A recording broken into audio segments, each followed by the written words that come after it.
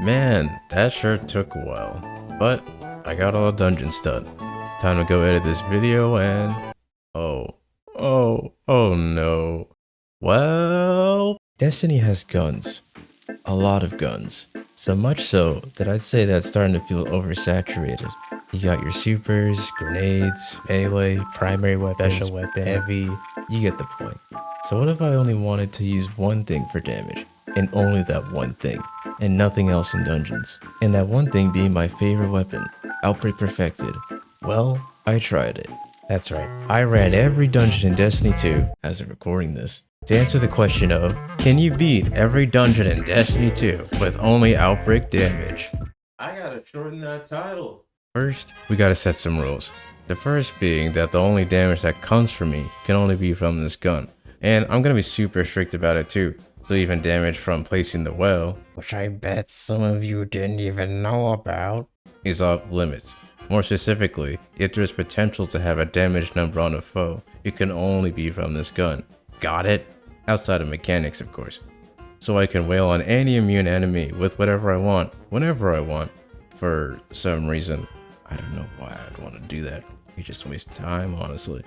And if I stupidly manage to break the rule, I'll have to restart the entire dungeon. But I won't have to worry about that, right? The skips, eager edging, all fair game. But for things out of my control, I won't count them. You'll see what I'm talking about. Alright, for a challenge like this one, Warlock is clearly the best one for the job, no contest. Obviously Solar, Touch of Flame healing grenades, wrist/Phoenix dives, and of course the big bad. Do I have to say more? So, for the choice of exotic, there aren't that many that buff Outbreak passively without getting a kill from a different source. And I'm gonna ban Chromatic Fire because while technically Outbreak is proccing it, I'm still gonna ban the elemental damage it creates. So for neutral play, it comes down to Eye of Another World versus Ophidians, and I'd have to go with more healing grenades and rifts rather than more reload speed, which I already get from Outlaw and Luna's. Alright, that brings me to damage phases. I'll obviously swap to Luna's, place the well, and swap to Aeons. But Norik, why Aeons? Well, did you know that Aeons have 2 other perks besides the heavy generation one? I know, crazy right?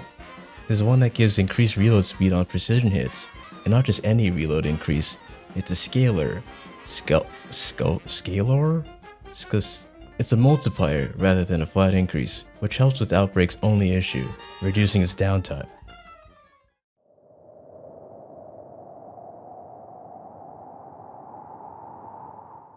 Shattered Throne starts off on a very mellow note. Find the symbol you're looking for, take about 15 minutes to kill the yellow bars that would rather hide from you than kill you, rinse and repeat a few times, then boom, you're done. Once that was done, we made our way through a colorful, relaxing, and pleasant running section to reach the first roadblock.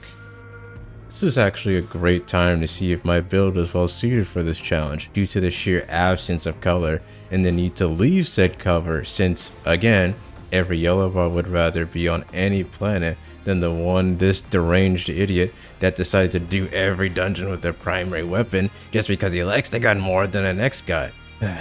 Anyway, things were going great. I killed the wizard with some haste, I got through a damage phase. What could go wrong? Well, gotta have at least one of those, might as well get out of the way now. And back to the beginning I go. Shattered Throne starts off on a very, yeah, and we're back. Nothing really changed here except for no more risky eager edging unless the enemy's directly behind me. But the encounter boiled down to survive the beaches of Normandy to kill a few wizards, dunk the whatever, shoot the guy with the BB gun for 20 seconds, repeat exactly one time, and I mean only one time, and Vorgith was dead. Next, after another insanely vibrant and vertical walk and a nice little skip, we reach Duel Incarnu. Luckily, this boss is notorious for having quite the small health pool, so all I gotta do is take my sweet time and slowly kill these knights to get the damage buff. That's all I gotta do, right? And I forgot to unbind my melee. Well, I actually wanted to do this super fun and tedious first encounter again, thank you very much. Let's just do that real quick, you already know the deal. Alright, we're back. Again, just slowly kill the dudes, pick up the things, and wow, I still won phase as the solo Outbreak. Well, that was Shattered Throne. A nice little appetizer for the challenge. Oh, would you look at that? That was my first solo flawless of this dungeon. Neat.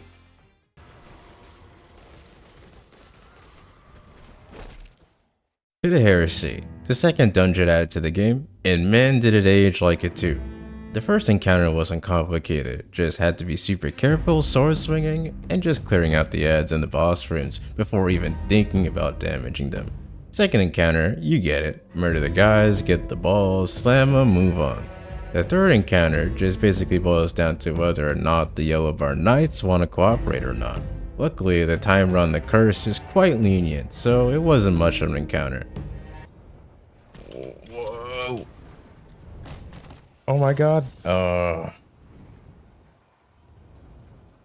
Even though I pull up a map for this place, I'm still so lost in here. But eventually I found my way. Alright, finally a boss fight. Wait, shouldn't I not want boss fights in this challenge? It was really just the first encounter. I just cleared out the men surrounding the bigger men before doing anything. When it was time for damage, I really got to flex my noggin with my build swapping, enabling me to squeeze out enough damage for a 4-phase fight. I ran this boss previously with Outbreak only damage before Surge mods, and that used to be a 6 or an 8 phase, which goes to show how strong we've become. Pit overall was quite easy and straightforward, nothing wrong with that. You're free with surges. You're free. 4 phase from the usual 8.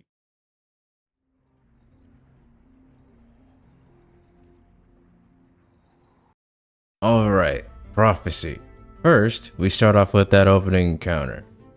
Alright, so we skip that and go to the first boss. The skip was harder than that first encounter for my dumbass. Here, we have the Phalanx Echo, the real start to this dungeon. What really makes this encounter a pain is the teeny tiny arena we have to work with. And well, maybe the fact I'm the only player in this game that can't do the double cleanse, which makes this take longer than it should. Slow and steady is the game here, and the damage phase is quite satisfying since well allows you to shoot through the boss's shield. As I was about to get to the potentially last damage phase on my first try, I found some run ruining trivia. Did you know when you place an elevated well, it still scorches enemies that are more than a car's length away? I want you to look me in my non-existent face and tell me you knew that. And so that's a reset. After another 30 minutes of not scorching Scion number 252, I got the clear. Next up is... what even is this called? Dune's bonus chest? Arbitrary slowdown? Yeah, there's not much to talk about here. Moving on to... the Cube. The encounter where you rotate and have a random chance for it to take longer for some reason. Seriously though, why does it do that? As for the challenge, it's just another straightforward encounter. Just take your time killing the HVTs in the correct spot, don't get greedy. With it being quite the simple encounter, I sure hope nothing happens to me that forces me to restart, ensuring I spend more time in this fun and exhilarating encounter. Woo! So, with that done, we get to Ribbon Road. Have fun and don't die. That was very dangerous, I could have eagered. Speeding through Ribbon Road brings us to the Kel Echo. There's nothing here we haven't seen before. Okay, maybe we haven't seen these pushover ogres. Okay, and maybe we haven't seen a boss with a pretty generous and brain engaging damage phase. After 24 minutes of playing Gambit, I was finally able to slay the Kel Echo in a nice and tidy 5 phases. It could have probably been 4 if I was, you know, good.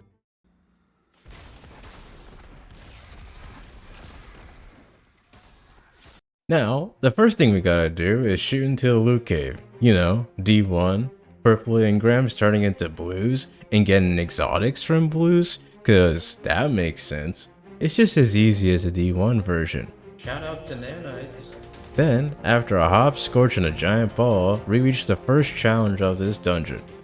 Now, for the bargain bin tribute haul over here, the plan is quite simple.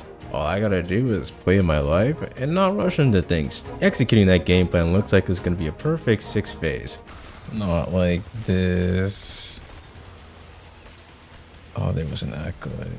As I was saying, an easy 6 phase. Right after I cleared the encounter, I got hit with the Bungie special, so that was my sign to call it for the night. But I kinda never went back and finished the dungeon before reset, so I kinda had to redo the first 2 encounters. Anyway, next up in the dungeon is Scourge of the Past, I mean a Sparrow section with buttons you can press. This is actually where I died the most, and I blame all those deaths on pure BS. Like, what is that, man? Next, Can I just skip all this? There's literally nothing of importance here. Oh, I can? Sick. Okay, final boss. This is more the same old, except I figured out something quite important only concerning to this challenge. So, remember when I said there was just certain things out of my control? Well, turns out when the engrams expire and blow up, they damage the enemy. Sometimes. It's really inconsistent. Sometimes they damage things and the other they don't do anything. But the most important thing is that they don't have a damage number. That's right, they simply chunk the health bar, therefore not going against the rules, and therefore keeping the run valid. Also, in Prophecy, you can kill things when cleansing the light and dark pillars, and those actually deal damage. Good thing when I watched these back, I never noticed that happening. The captain wasn't too bad. The only thing that made it take eons was the fact Arm 80 and Grisprax spawn after every single DPS phase. But the DPS phase itself was one of the easiest by far. Now, it's no doing Carnu, but it's definitely easy. Finishing with a humbling 7 phases. Get me out of here.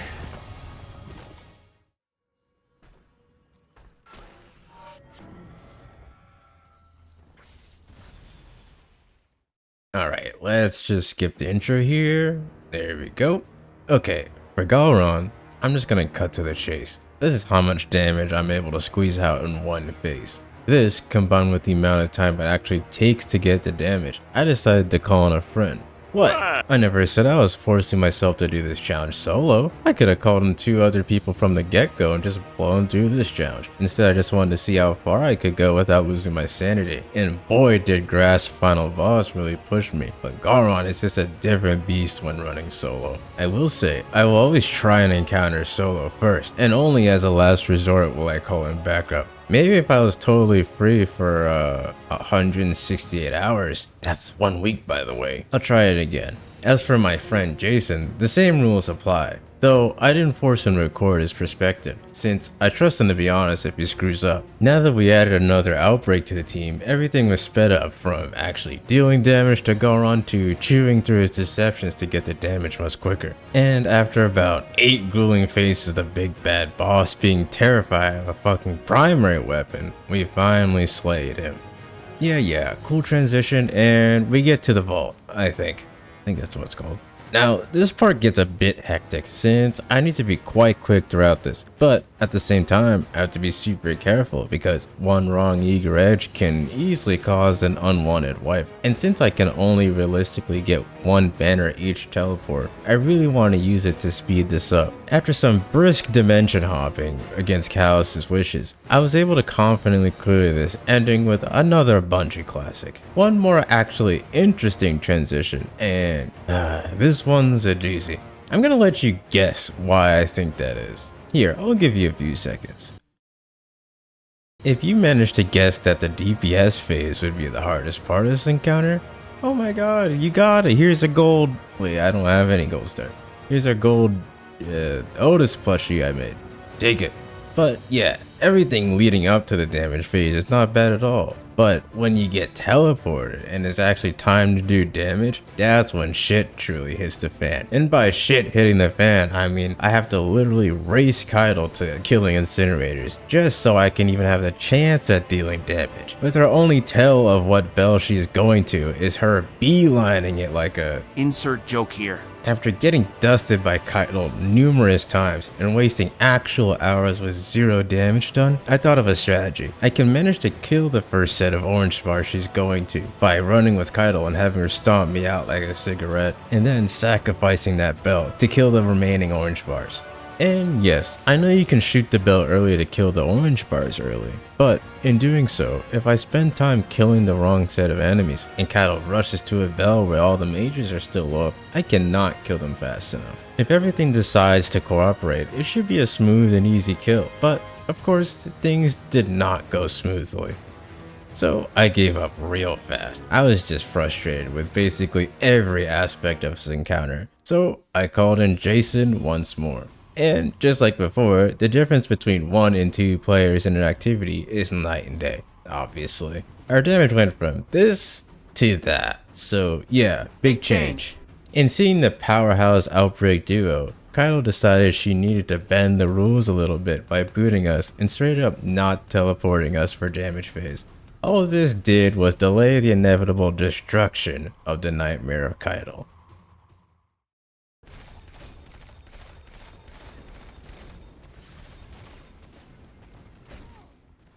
Moving on to Spire, this is actually one of my favorite dungeons, even though I'm terrified of heights.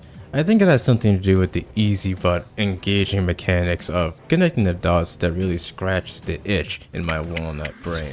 First encounter? Is this an encounter? Well, the opening section. Obviously not hard for Mr. Outbreak.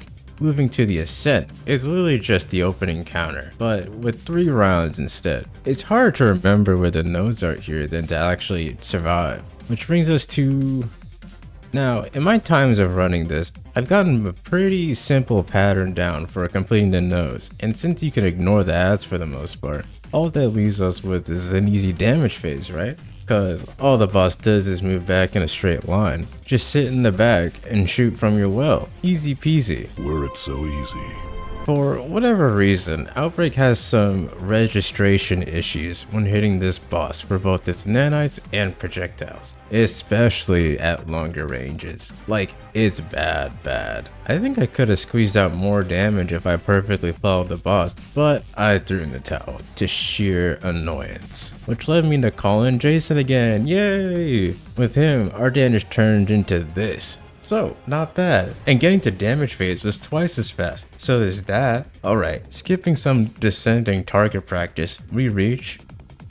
And I'll say right now, I was able to kill this guy on my own. And, dear watcher of this video, you're probably saying, why did you sit and kill this boss solo when you were doing more damage to the Harpy? Well, I simply developed a pretty safe and repeatable strategy for both getting to damage and doing damage, which I liked way more than the Harpy. It's really simple actually. All I do is bait the boss to press up against the window so he doesn't interfere as I kill the Hydras, and once that's done, kill the Minotaurs and connect the dots. Just gotta dodge the exploding Harpies and the boss. And what's especially easy is the damage phase. I mean, look at this. Walk in the park. Sure, it's slow, but I enjoyed it. Oh, and like 14 phases or something for this guy, and 6 for the big Harpy.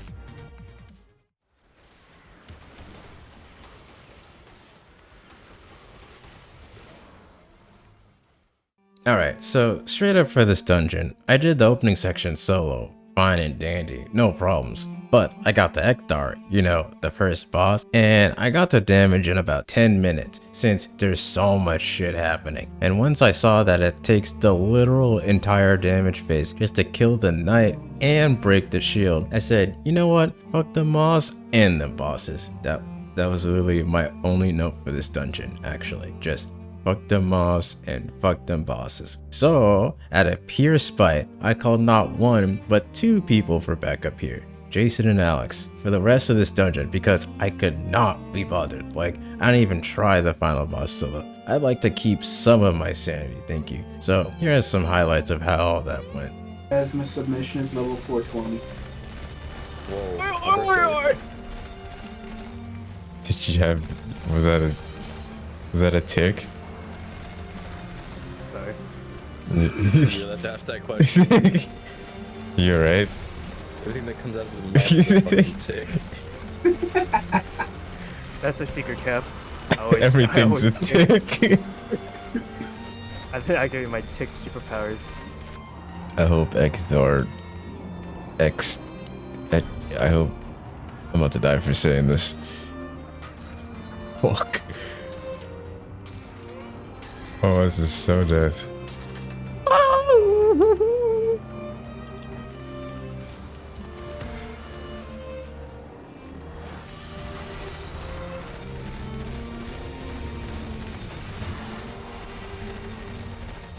Perfect. Kinda sucks how we can't crit him for his shield. It's a crazy ass shield. Where did we get one of those? I think we had one. No, we can get headshot him now. Get this, no, get this Titans out of here. I think it's Titans or is that? I can't tell. Are you getting crits? Yeah, I'm getting crits. Well, you have. Oh, well, it's gone.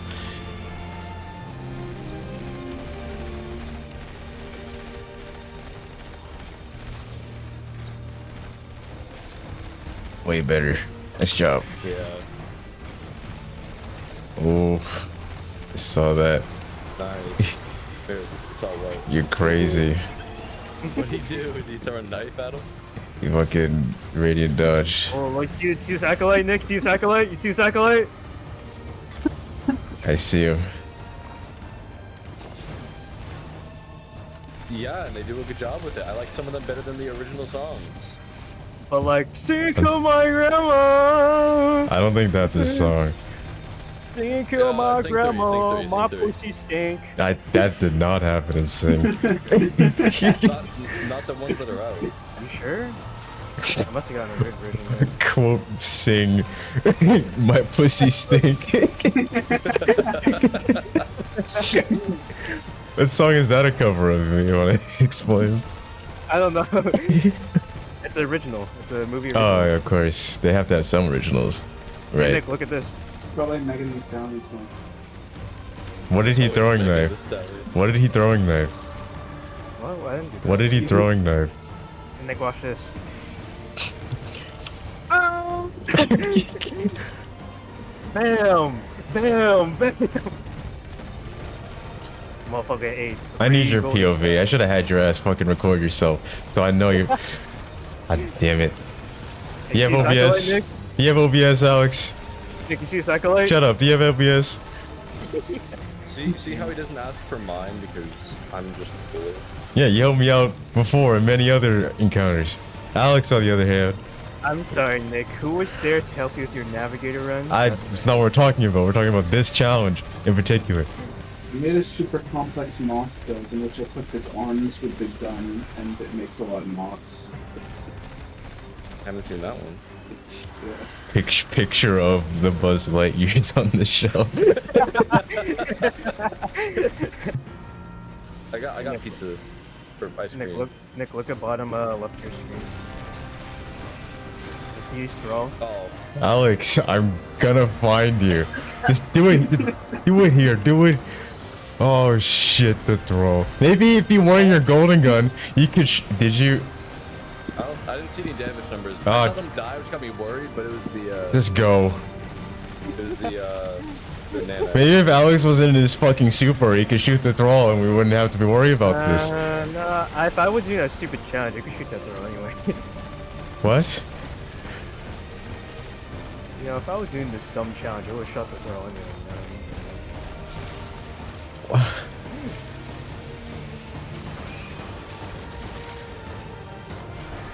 It's over. I have the shadow play though. Let me check. Oh, check it, please. Alright, let me know when you guys are looking. I'm watching. It's me, my golden Yeah, you gun. fucking idiot. Okay, so it's. Can you see my mouse? Yes. It's these two right here that get like knocked back, but I think they're by your nanites. No, yeah, they're far enough. Keep playing it. Playing See, it. like that guy right there. Yeah, See, no. It looks like he's glowing, but I think it's the Ivan of the world that's highlighting. Yeah, it Because he is. doesn't look scorched right there. See? No, No, look. he's Yeah, definitely he's not outside. scorched. Yeah, look. Yeah, I know- I know your who else is circle. scorched, like me. Look at your circle. So yeah. So your nanite like stopped them from coming in. Yeah. And Alex's dumbass walking and bringing them into the well. Look, go Okay, back yeah, to his so- dumbass wash. Back to his stupid ass. Look at him. contributing nothing. I don't believe me. I'm human. Oh, I'm only human. Wait, does he have lucky pants on? Or am I crazy? he has the other ones. No, it's speed loaders. Dumbass. I'm only human. I'm out here trying to save the run, killing the I'm throw, only human. and you're just. Okay, so yeah, so I didn't scorch them easy. You I didn't. did it. God damn it. Only human. After all. Alright, I'm gonna keep this one brisk.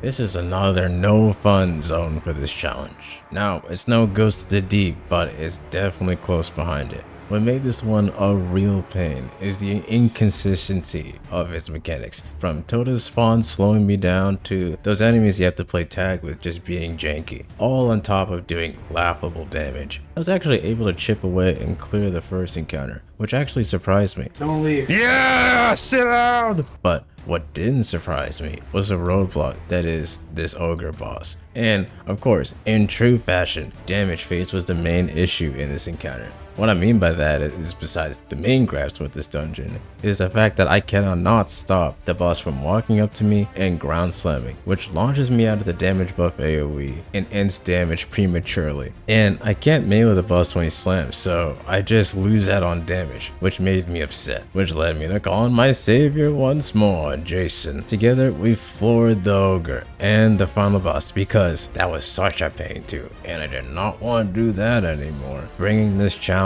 to a close. A little anticlimactic ending, I know, but I was really feeling the tiredness that came from this challenge. If you couldn't tell already, I had done this challenge a while ago. I just had major focusing issues and just got around to finishing this. At the time, I didn't have Solar Operative, and Crafted Outbreak is about to come out, so maybe we hit the run back once we get rewind rounds on this thing. I have a lot more challenges in mind, but motivation is a bitch sometimes, so if you have any ideas, drop them down below. I'd love to hear them. You can watch these challenges live at twitch.tv/thenorkside at times during the day. I don't have a schedule yet, but I'm trying to do Tuesday, Friday, and Saturday evenings.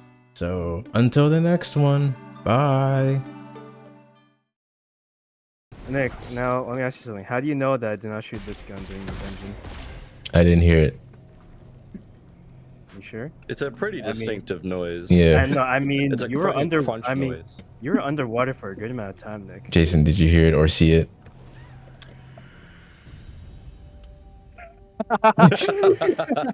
It's good timing.